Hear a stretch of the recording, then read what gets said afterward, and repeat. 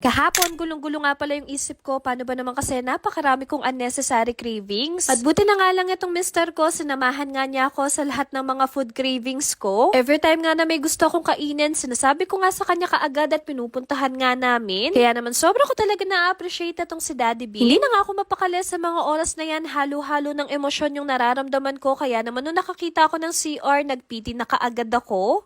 Daddy B, negative, positive. Negative, positive. I know. Anyway, yung cravings ko nga pala, dinala nga pala kami dito sa may Marisol, Angeles City. Bali, sa side nga lang siya ng 7-Eleven and BDO. Ang sabi ko nga kay Daddy Bean, gusto kong kumain sa may nagluluto sa harapan ko at tingnan nyo naman, literal nga na may nagluluto dito sa harap ko. Huy, in fairness ha, napakawiti ng mister ko dito at naisip pa nga niya to.